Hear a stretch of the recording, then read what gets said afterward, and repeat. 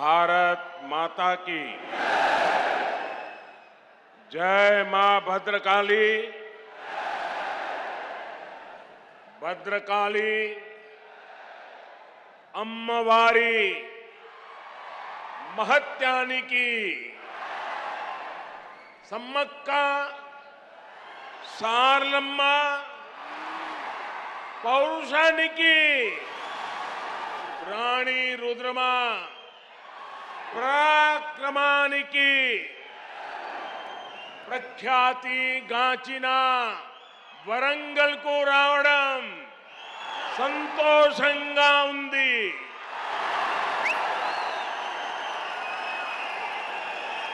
आज मैं एक बीजेपी कार्यकर्ता के रूप में वारंगल में आप सबके बीच आया हूं। ये क्षेत्र जनसंघ के जमाने से ही हमारी विचारधारा का मजबूत किला हुआ करता है। जब संसद में बीजेपी की सिर्फ 2 सीटें थी, तब हनुमान कांडा से श्री जंगा रेड्डी जी सांसद हुआ करते थे।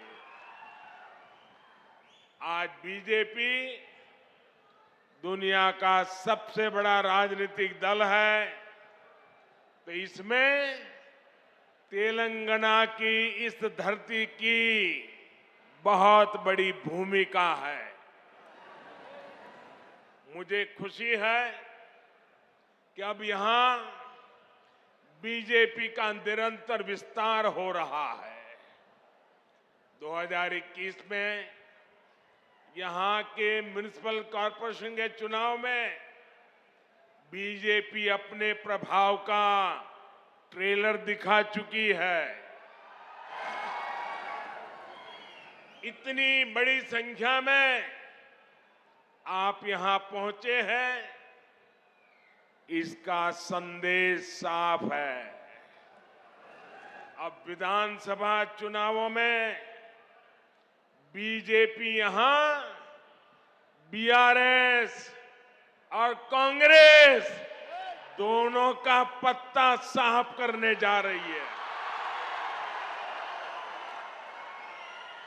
साथियों, यहां आने से पहले मुझे तेलंगाना के विकास से जुड़े हजारों करोड़ रुपए का प्रोजेक्ट का शिलान्यास करने का अवसर मिला है। इनसे इस क्षेत्र में सुविधा तो बढ़ेगी ही, रोजगार के भी नए अनेक अवसर बनेंगे। पिछले 9 वर्षों में केंद्र की बीजेपी सरकार ने तेलंगाना के विकास के लिए पूरी शक्ति से काम किया है। आज तेलंगाना में करीब 36,000 करोड़ रुपए के नेशनल हाईवे प्रोजेक्ट पर काम चल रहा है। 2014 में तेलंगाना के लिए जो रेल बजट था, आज उसका 17 गुना 17 टाइम अधिक रेल बजट तेलंगाना के पास है। भाजपा का लक्ष्य यही है, तेलंगाना विकसित बने, तेलंगाना भारत को विकसित बनाए। साथियों, भारत की आत्मनिर्भरता में तेलंगाना की भूमिका बहुत बड़ी है। जब भारत ने तय किया है कि हम कोरोना की वैक्सीन, भारत की अपनी वैक्सीन बनाएंगे, तो तेलंगाना के लोगों ने आगे बढ़कर अपना दायित्व निभाया। जब भारत ने तय किया कि हम दवाइयों के लिए कच्चा माल बनाएंगे, तो तेलंगाना के लोग नई ऊर्जा के साथ जुट गए। जब भारत ने तय किया कि हम मेड इन इंडिया पर बल देंगे, तो तेलंगाना के मैन्युफैक्चरर्स ने पूरी ताकत लगा दी। जब भारत ने तय किया कि हम यूरिया में आत्मनिर्भर होंगे, तो बरसों से बंद रहा रामागुंडम खाद कारखाना फिर से सजीव हो उठा। और साथियों, जब भारत ने अपनी रेल को आधुनिक बनाने का फैसला किया, तो भी इसमें तेलंगाना ही अपनी बड़ी भूमिका निभा रहा है। अब काजीपेट में वैगन बनाने की नई फैक्ट्री बन रही है। यहां बनने वाले सैकड़ों वैगन भारतीय रेल के विस्तार और एक्सपोर्ट दोनों को बल देंगे। भाइयों और बहनों, बीते 9 वर्षों में पूरी दुनिया में देश का इतना गौरव बढ़ा है, भारत को लेकर आकर्षण बढ़ा है। इसका भी फायदा तेलंगाना को हुआ है। यहां पहले के मुकाबले अब ज्यादा इन्वेस्टमेंट आ रहा है और इस ज्यादा इन्वेस्टमेंट का फायदा तेलंगाना के युवाओं को हो रहा है, उसे नौकरी मिल रही है।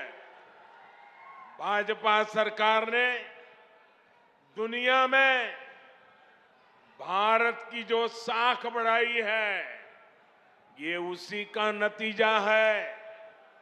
लेकिन सवाल ये है कि यहां तेलंगाना में जो सरकार है, उसने क्या किया? साथियों, यहां की राज्य सरकार ने सिर्फ 4 काम किए हैं। यहां की सरकार ने सिर्फ 4 काम किए हैं। पहला, सुबह शाम मोदी को, केंद्र सरकार को रेगुलरली गाली देने का काम किया है। पूरी डिक्शनरी इसी काम में लगाई है। दूसरा काम क्या किया है? एक परिवार को ही सत्ता का केंद्र बनाने का और खुद को तेलंगाना का मालिक साबित करने का काम किया है। तीसरा काम क्या किया है? इन्होंने तेलंगाना के आर्थिक विकास को चौपट कर दिया। चौथा काम क्या किया? चौथा, इन लोगों ने तेलंगाना को भ्रष्टाचार में डुबो दिया। आज तेलंगाना में ऐसा कोई प्रोजेक्ट नहीं है जिसमें भ्रष्टाचार के आरोप नहीं है। केसीआर सरकार यानी सबसे भ्रष्ट सरकार। और देखिए खेल, अब तो दिल्ली तक इनके भ्रष्टाचार के तार फैल गए हैं। हम पहले 2 देशों या 2 राज्यों की सरकारों के बीच विकास से जुड़े समझौतों की खबरें सुना करते थे कि भाई विकास के लिए 2 राज्यों ने समझौता किया, पानी के लिए 2 राज्यों ने समझौता किया, ऐसी खबरें आती थी। लेकिन ये पहली बार हुआ है जब 2 राजनीतिक दलों और 2 राज्य सरकारों के बीच भ्रष्टाचार की डील के आरोप लगे हैं। ये दुर्भाग्य है कि जिस तेलंगाना के लिए जनता ने इतना संघर्ष किया, इतने बलिदान दिए, उस जनता को ऐसे दिन देखने की नौबत आई है। और साथियों, मैं एक और बात कहूंगा, यहां सत्ता में जो परिवार बैठा है, जो करोड़ों को घोटालों में लिप्त है, जिस पर जांच एजेंसियों का शिकंजा लगातार कस रहा है, जिसकी पोल तेलंगाना के लोगों के सामने खुल चुकी है, वो परिवार अब तेलंगाना की जनता को गुमराह करने के लिए, माइंड डाइवर्ट करने के लिए नए नए हथकंडे अपना रहे हैं। आपको इन हथकंडों से, इनकी चालबाजियों से सावधान रहना है। साथियों, मैं जब भी तेलंगाना आता हूं, आप सभी लोगों की एक और छटपटाहट समझ आती है। आप लोगों ने कभी नहीं सोचा था कि एक दिन इस तरह परिवारवादी राजनीति के शिकंजे में हमारा तेलंगाना फंस जाएगा।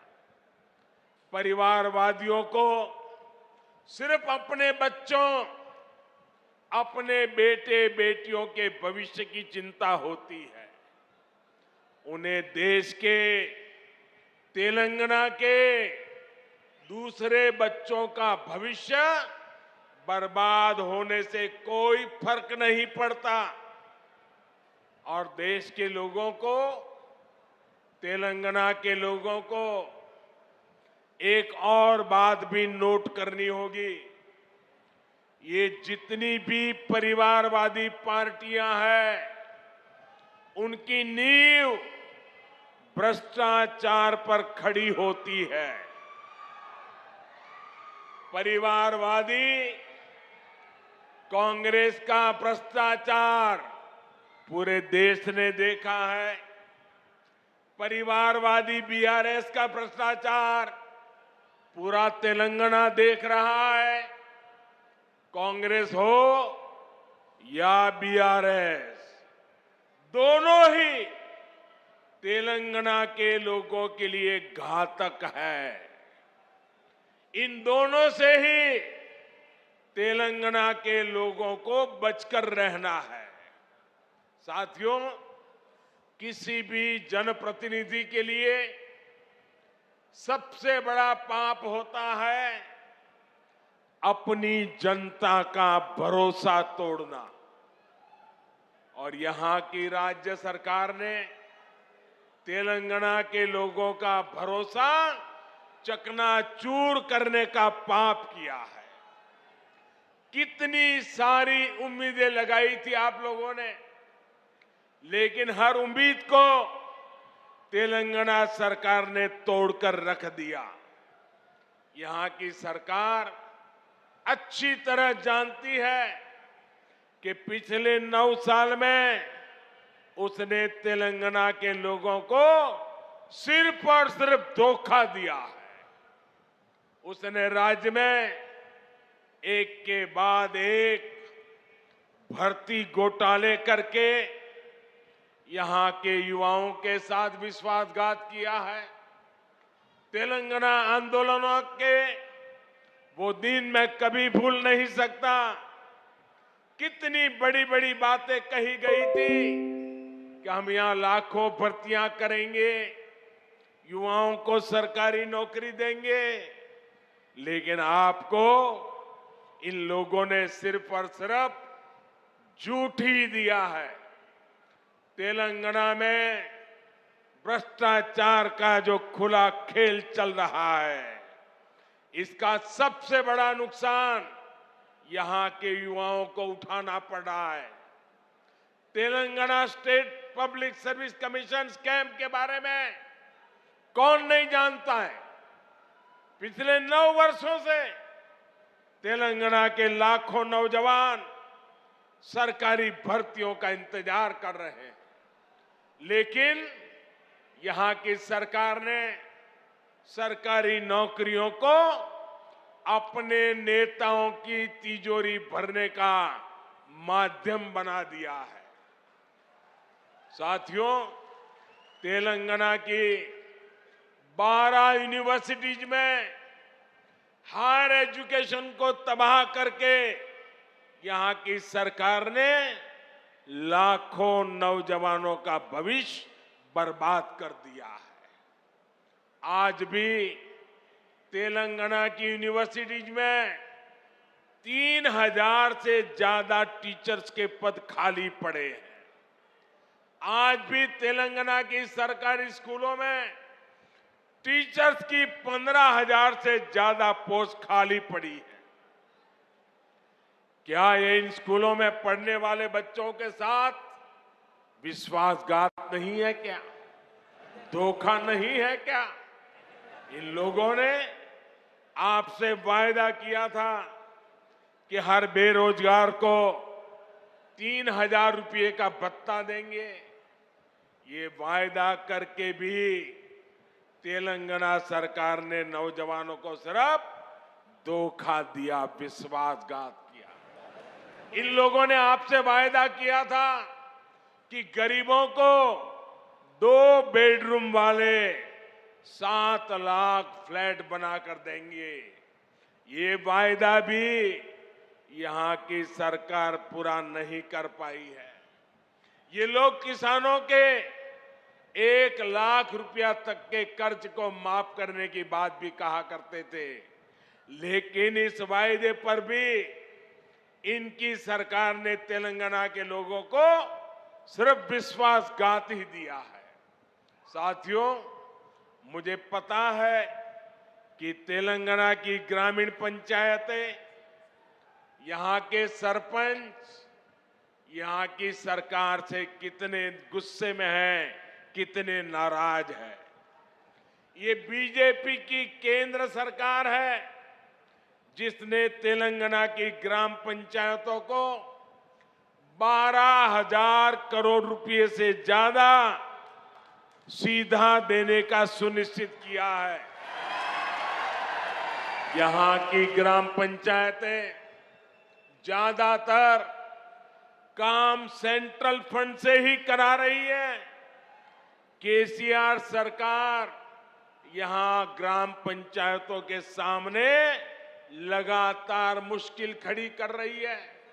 इसलिए तेलंगाना की हजारों पंचायतें भी अब यहां की परिवारवादी सरकार को पटखनी देने का इरादा कर चुकी है।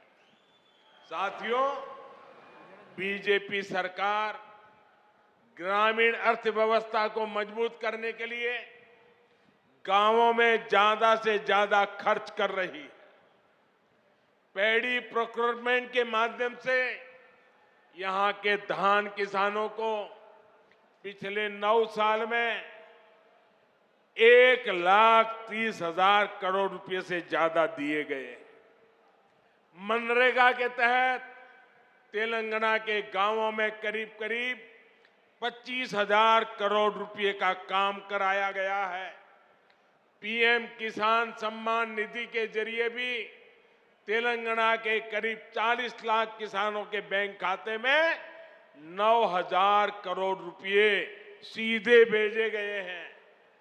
पीएम आवास योजना के तहत जो करोड़ों घर बनाए गए हैं, उनसे भी हजारों करोड़ रुपए ग्रामीण अर्थव्यवस्था में पहुंचे हैं। साथियों, बीजेपी ने निरंतर प्रयास किया है कि किसानों को सशक्त करें, उनके खर्च कम करें, उनकी आय बढ़ाएं। हमने लागत का 1.5 गुना एमएसपी देने का वादा किया था। हमने वो गारंटी को पूरा करके दिखाया। हमने दाल की एमएसपी पर रिकॉर्ड खरीदी करके हमारी गारंटी पूरी की। हमने सिंचाई के नेटवर्क को सशक्त करने का वादा किया था, वो गारंटी भी हमने पूरी की। किसानों को कोल्ड स्टोरेज की दिक्कत ना हो, इसके लिए दुनिया का सबसे बड़ी भंडारण योजना पर पूरा काम हो रहा है। आप जानते हैं कि जो 7 मेगा टेक्सटाइल पार्क देश में बनने वाले हैं, उनमें से भी एक यहां तेलंगाना में बनने जा रहा है। इन सभी प्रयासों का लाभ यहां के किसानों को होगा, हमारे कॉटन ग्रोवर किसानों को होगा। भाइयों बहनों, तेलंगाना की सरकार ने गरीब, दलित, पिछड़े आदिवासियों को सिर्फ झूठे वादे दिए, झूठी घोषणाएं दी, लेकिन केंद्र की बीजेपी सरकार ने सही मायने में इन वर्गों को सशक्त किया है।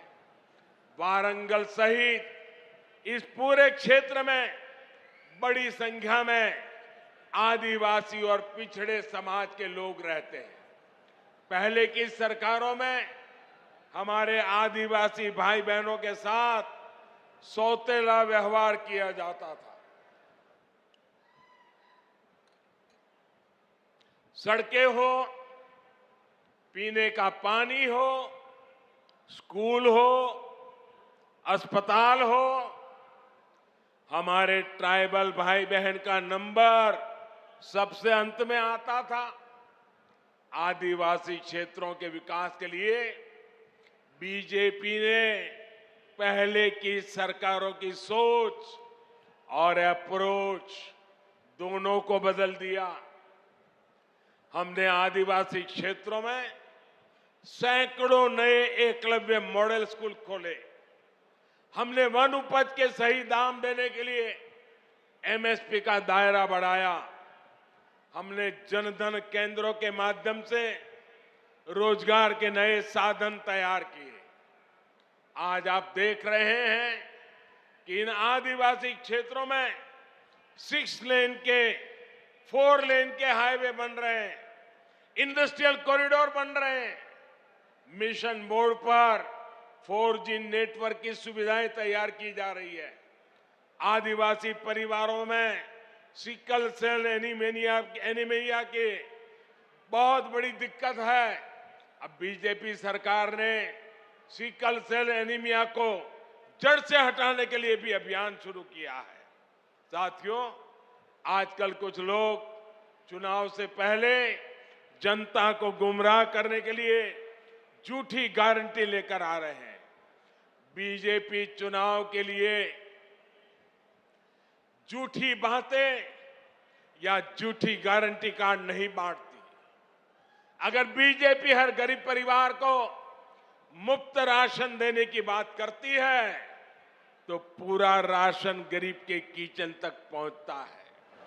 बीजेपी अगर आयुष्मान भारत कार्ड देती है तो 5 लाख रुपए तक का मुफ्त इलाज हर गरीब परिवार को मिलने लगता है। अगर बीजेपी घर घर टॉयलेट बनाने का अभियान शुरू करती है तो हर गरीब, दलित, पीड़ित, पिछड़े आदिवासी के घर तक सुविधा पहुंचती है। अगर बीजेपी गरीब परिवार की बहनों को नल से जल देने का भरोसा देती है तो ये काम पूरा करके भी दिखाती है। तेलंगाना की जनता ये सब कुछ अनुभव कर रही है। इसलिए आज तेलंगाना की आकांक्षा है, आज तेलंगाना की आशा अपेक्षा है, अब की बार बीजेपी सरकार, अब की बार